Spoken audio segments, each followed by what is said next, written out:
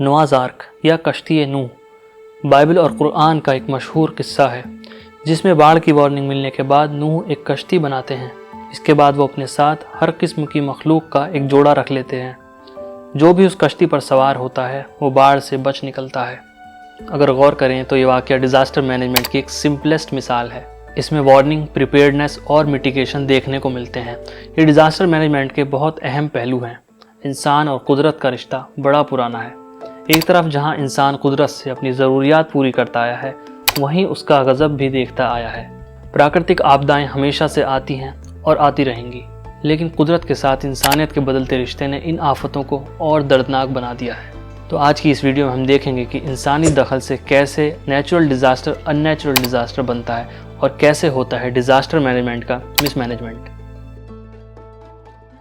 पुराने वक्तों में कुदरती आफतों की वजह से बहुत ज़्यादा मौतें होती थी। फॉर्चुनेटली आज की डेट में इन कैजुअलिटीज़ में कमी आई है, मगर ये बहुत खुश होने की बात नहीं है। जान के नुकसान में तो कमी आई है, लेकिन माल का नुकसान बढ़ गया है। आइए एक नज़र डालते हैं दुनिया भर के कुछ रीसेंट नेचुरल डिज़ास्टर इवेंट्स पर। साथ ही समझेंगे कि कैसे खुद इंसानी करतूतों की वजह से इनमें होने वाले नुकसान में और इजाफा हुआ है।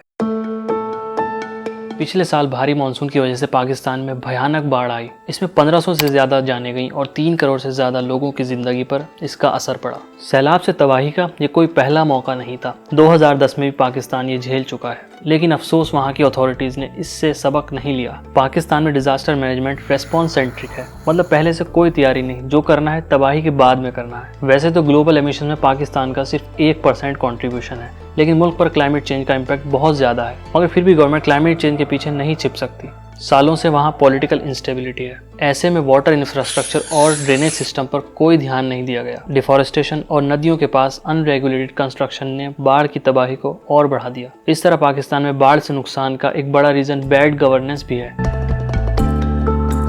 इस साल फरवरी में आए भूकंप ने टर्की और सीरिया के कुछ इलाकों को हिलाकर रख दिया। टर्की में 50,000 से ज़्यादा लोगों की मौत हुई और 1.5 लाख से ज़्यादा बिल्डिंग्स या तो कोलैप्स हो गई या उनमें सीवियर डैमेज हुआ। बाद में डिजास्टर रेस्पॉन्स के लिए वहाँ की गवर्नमेंट को काफ़ी क्रिटिसिज्म झेलना पड़ा। इसकी वजूहात कुछ यूँ हैं। टर्की 2 टेक्टोनिक प्लेट्स के बीच में लोकेटेड है, वहाँ भूकंप आते रहे हैं। टर्की में बिल्डिंग इंफ्रास्ट्रक्चर के लिए एक एडवांस बिल्डिंग कोड मौजूद है, लेकिन इसकी इम्प्लीमेंटेशन पर कोई खास ध्यान नहीं दिया गया। इस साल के भूकंप से काफ़ी पहले 2020 में एशियन टाइम्स का ये आर्टिकल देखिए। इसमें रूलिंग पार्टी AKP का कंस्ट्रक्शन के लिए ऑब्सेशन का जिक्र किया गया है। इसकी वजह से कैसे अनकंट्रोल्ड, अनरेगुलेटेड और अनऑथराइज्ड कंस्ट्रक्शन का खतरा और भी बढ़ गया है। साथ ही बार बार जोनिंग एमनेस्टी लॉज पास होते रहे हैं, मतलब इलीगल बिल्डिंग्स को लीगलाइज किया गया है और पब्लिक मौत के मुंह में जीती रही। 1999 के अर्थक्वेक के बाद वहाँ एक अर्थक्वेक टैक्स इंप्लीमेंट किया गया। 2020 में एक अर्थक्वेक के बाद जब प्रेसिडेंट एर्दोगान से इसके बारे में सवाल किया गया तो उन्होंने कहा, none of anyone's business to ask where earthquake tax money has been spent. मानो जैसे ये टर्की का PM केयर्स फंड हो। खैर, अब आते हैं सीरिया की तरफ। सीरिया में सिविल वॉर की वजह से गवर्नेंस और इंफ्रास्ट्रक्चर पहले से ही ठप है। नॉर्थ वेस्ट सीरिया जहां ज़लज़ला आया था, वो इलाका बशर अल असद गवर्नमेंट के कंट्रोल में नहीं बल्कि सीरियन नेशनल आर्मी के कंट्रोल में है। समझ लीजिए एक अनार्की वाली सिचुएशन है। UN ह्यूमैनिटेरियन एड के लिए सिर्फ एक ही बॉर्डर क्रॉसिंग मौजूद है, बाब अल हवा। इस तरह के हालात में नेचुरल डिजास्टर के साथ साथ ह्यूमन मेड डिजास्टर भी कहर ढाता है। मेडिटेरेनियन सी में हीटिंग की वजह से डैनियल तूफान बना। इससे लीबिया के पोर्ट सिटी दरना में भारी बारिश हुई, लेकिन सैलाब की वजह सिर्फ बारिश नहीं थी। सीरिया की तरह लीबिया में भी सालों तक सिविल वॉर चला। इस वजह से बेकार रखरखाव की वजह से दरना में 2 डैम्स टूट गए और शहर पानी के नीचे हो गया। इस हौलनाक सैलाब में 20,000 से ज्यादा लोगों की जानें गईं। नेचुरल डिजास्टर्स वहीं ज्यादा नुकसान करते हैं जहां आबादी वल्नरेबल होती है। सीरिया और लीबिया इसकी मिसालें हैं।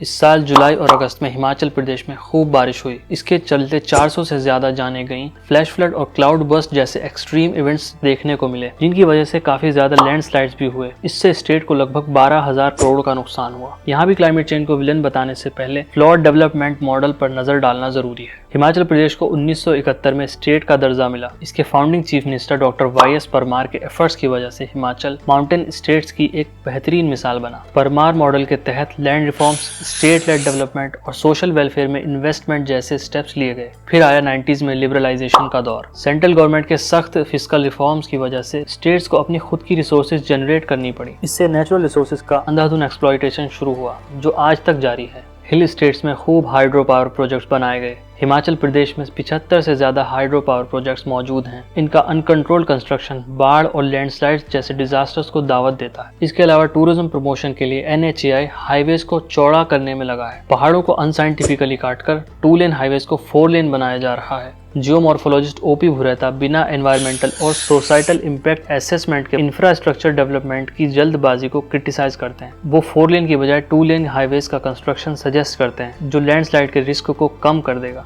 ये था कुछ जगहों पर हाल में आए नेचुरल डिजास्टर्स का एक जिक्र। इन सब केसेस में आपने नोट किया होगा कि तबाही को बढ़ाने के लिए कहीं न कहीं ह्यूमन फैक्टर का इन्वॉल्वमेंट था। अब आते हैं क्लाइमेट चेंज की तरफ, जिसका जिक्र किए बिना कुदरती तबाही की तस्वीर साफ नहीं होती। क्लाइमेट चेंज की वजह से एक्सट्रीम वेदर इवेंट्स में बढ़ोतरी आई है। कहीं कड़ाके की ठंड है तो कहीं हीट वेव्स, कहीं सूखा है तो कहीं बारिश की वजह से बाढ़। World weather attribution academic experts का एक कोलैबोरेशन है। ये एक्सट्रीम वेदर इवेंट्स पर क्लाइमेट चेंज के असरात को स्टडी करता है। इसकी प्रोजेक्शन के मुताबिक क्लाइमेट चेंज की वजह से लीबिया फ्लड्स की प्रोबेबिलिटी 50 गुना बढ़ गई। ऐसे ही 2022 में इंडिया और पाकिस्तान में हीट वेव्स आई थी। अगर क्लाइमेट चेंज ना होता तो इसकी प्रोबेबिलिटी 30 गुना कम होती। एक्सपर्ट्स का मानना है कि आने वाले सालों में क्लाइमेट चेंज कई नेचुरल हैजार्ड्स को और एक्सट्रीम बना देगा, जैसे cyclone, droughts, floods, heat waves, infectious diseases, sea level rise और वाइल्ड फायर। ये स्टडीज और प्रोजेक्शन कितने सटीक साबित होंगे ये तो वक्त ही बताएगा, लेकिन तमाम इंसानों की आंख खोलने के लिए ज़रूरत से ज़्यादा है। वैसे तो अर्थ का क्लाइमेट पहले भी चेंज हुआ है, लेकिन जो टेम्परेचर इंक्रीज हम आज देखते हैं इसमें बरसों की इंसानी मेहनत शामिल है, खासकर डेवलप्ड कंट्रीज की। अनचेक्ड इंडस्ट्रियलाइजेशन, फॉसिल फ्यूल्स का जलाना, पेड़ों का कटान, ये सब इसी मेहनत में शामिल है। अब तक तो हम बात कर रहे थे प्रॉब्लम की, क्या इसका कोई सॉल्यूशन है? कुदरती आफतों की शिद्दत को कम करने के लिए हमें राह दिखाता है Sendai framework for disaster risk reduction. ये बेसिकली एक डॉक्यूमेंट है जिसे यूनाइटेड नेशंस के मेंबर स्टेट्स ने 2015 में अपनाया था। ये बताता है कि डिजास्टर के रिस्क को कम करने के लिए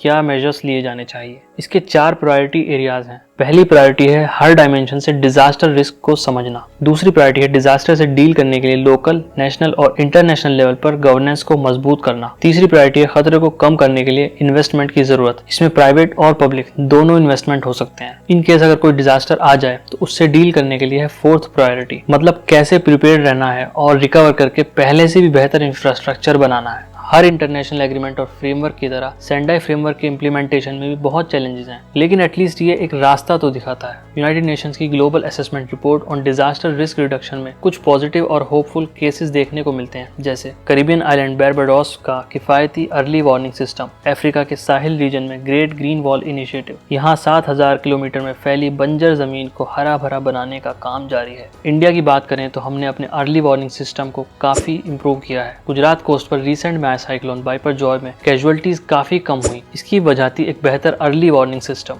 खैर, सारे समाधान तो एक तरफ, सबसे बड़ा सॉल्यूशन तो वो होगा जब क्लाइमेट चेंज और डिजास्टर मैनेजमेंट जैसे इश्यूज आम इंसान के मेंटल लैंडस्केप पर आ जाएंगे। जब नेता लोग इनको भी इलेक्शन इशू बनाएंगे, शायद तभी इंसान और कुदरत के बीच का रिश्ता फिर से बहाल हो जाए। उम्मीद करते हैं इसमें और ज्यादा देर ना हो। Thank you for watching. खुदा हाफिज।